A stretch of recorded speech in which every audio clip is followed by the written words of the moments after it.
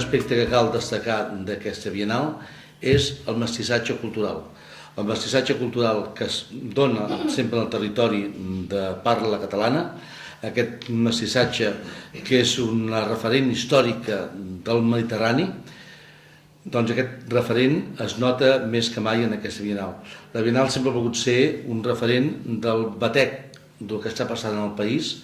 Aleshores, hem agafat sempre ciutadans de Catalunya, gent que viu i treballa a Catalunya, que es fa aquesta terra seva, i a partir d'aquí, amb llenguatges i amb formes de ser diferents, ens ve i ens presenta una forma d'expressar, com diu el lema d'aquesta casa, llengua, cultura, país, doncs una llengua, un llenguatge, que és el llenguatge universal, que són les arts. Per part meva i com a representant del jurat, el primer que volia dir és que aquest tipus d'iniciatives i de tasques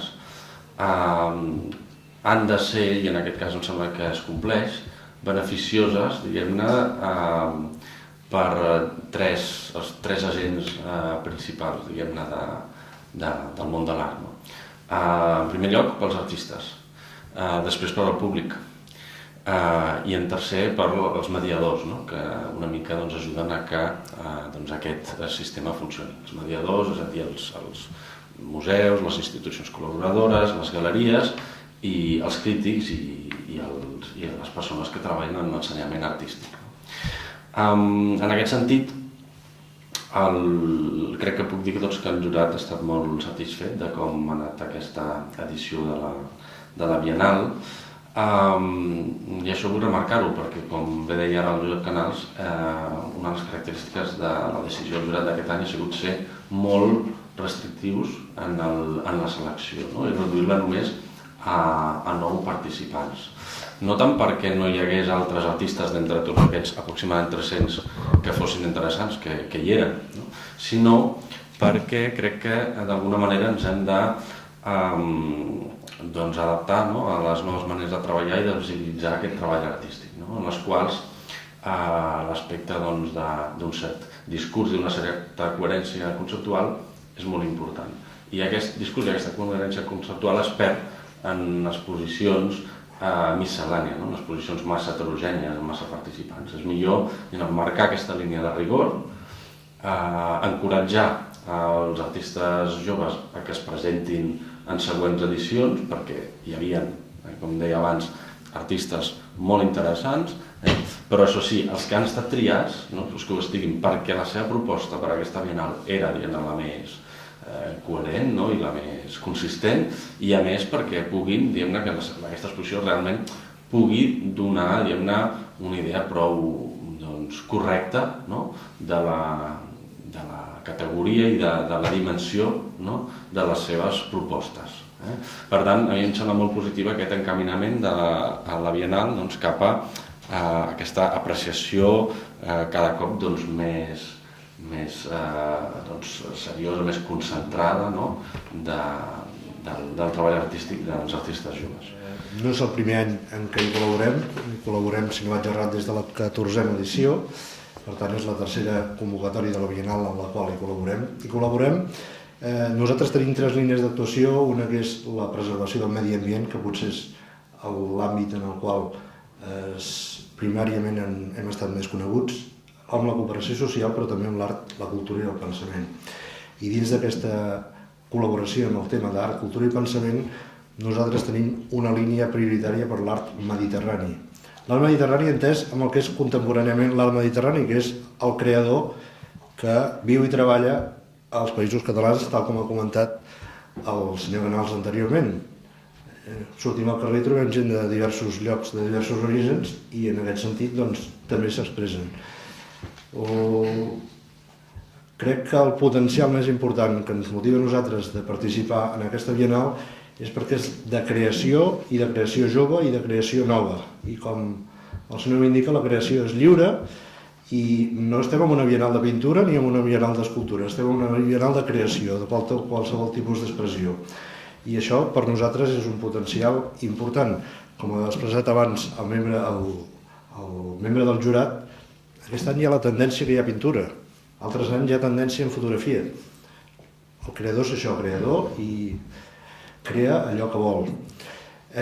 I per últim, remarcar el nostre interès també en el fet que hi ha la itinerància que abans ha expressat el senyor Canals en aquesta exposició. És a dir, és una exposició d'art contemporani, de creadors nous, però que no es queda reclosa a Barcelona, que és el que és habitual perquè tenim aquesta forma d'operar, amb aquest centralisme barceloní, sinó que comença a Sant Cugat, que és el bressol d'aquesta Bienal, va per diferents poblacions. En aquest moment ens ha comentat el senyor Canals que ja tenim 10 llocs concretats, però poden arribar a ser-ne ben bé 20. És molt important portar una exposició a Mollet, portar una exposició a Sant Joan de les Abadeses o portar-la a Balaguer, perquè probablement d'una altra manera no podria ser. I per nosaltres és un dels potencials més importants. El creatiu per una banda, però el territorial també per una altra, perquè qui sap si no pot motivar que altres nous creadors s'apuntin i al carro de la 17a edició també s'hi afegeixin.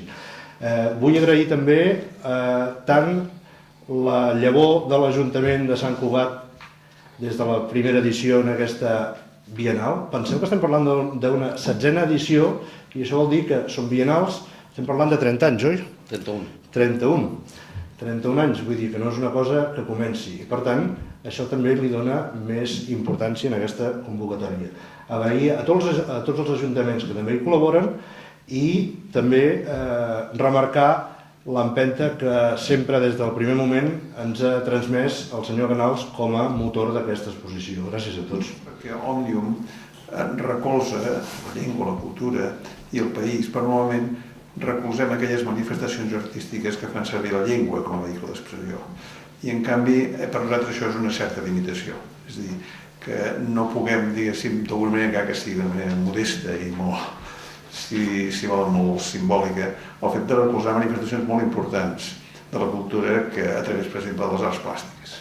I en aquest sentit, doncs, el fet que puguem acollir, encara que sigui molt modestament, la Bienal a l'Òmnium és una manera de compensar un cert dèficit que tenim des d'un punt de vista, diguéssim, de cultural, tenint en compte que ens diem Òmnium, que vol dir tot, no? I per tant, hauria d'incorporar, evidentment, alguna vegada fem alguna cosa, alguna incursió i algun recolzament en el camp de la música, sobretot de la cançó en català, i també molt menys doncs, amb les arts escèniques, però l'ocasió aquesta de poder col·laborar amb la Bienal, encara que repeteixo molt modestament, en la presentació d'una iniciativa que neix a Sant Cugat, com alguna vegada com ja s'ha comentat, i que té una tradició important i que intenta justament reactivar i difondre la pintura i totes les arts plàstiques a través d'aquesta Bienal i que es va escampant per tot el territori del país, per Andorra aquest any veig també, per tant a mi em sembla que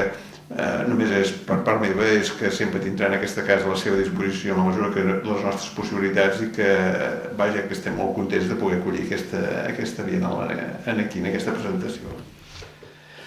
Cada artista té 300 euros que se li donen perquè té un treball, té un material físic que ha empleat a part del treball intel·lectual i aleshores això l'estimula a poder seguir treballant.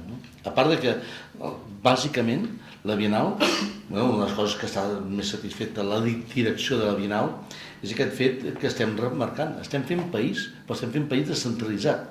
Una cosa que neix a comarques, circula per comarques, va a les ciutats i ve a la capital de Catalunya, com venim a presentar aquesta roda de premsa, però ve al final, després que s'hagi vist al nord, al sud, a l'est i a l'oest del país. I aleshores entrem en circuits que potser no estan gaire habituats a veure la praxis, la forma d'expressar-se actual. Llavors això creiem que és molt positiu. I a part d'això, per ells, és també un contrast molt important en diferents públics. El públic més cult, més sensibilitzat artísticament a les noves tendències, com pot ser el públic de la gran capital, però en llocs més petits o en llocs que, per exemple, tenen un pes com el propi Sant Cugat o Mollet del Vallès. Però llavors hi ha llocs com és Sant Joan de les Abadeses, que s'exposa en plena època turística, on rep cada any aproximadament uns 3.000 visitants i que té el contrast que està exposant-se dintre de l'abadia, un lloc emblemàtic per la cultura catalana i per l'art romànic, i aleshores hi ha aquest contrast entre l'art del segle XX i l'art del segle XII. És que després de 31 anys de Bienal Per exemple, poso un sol exemple. Avellí, representant de l'estat espanyol a l'última Bienal de Venècia l'any passat, va participar a la Bienal l'any 82 amb un currículum igual de petit que aquests artistes que es presenten ara. Per posar un exemple. Però podríem parlar de Joan Pere Viladecans, podríem parlar de Pep Agut, podríem parlar de molta gent que avui són gent que té sobre els 50 anys i que avui són un dels potencials que donem al país a nivell exterior. El primer agraïment per ells i encoratjament, com deien els companys de taula i l'Àlex Mitrani, encoratjament als artistes, felicitació als artistes i encoratjament als artistes perquè continuïn amb les seves carreres. I com que sóc l'últim en parlar, doncs agrair també a tothom el seu paper, diguem-ne, en aquesta empresa comuna.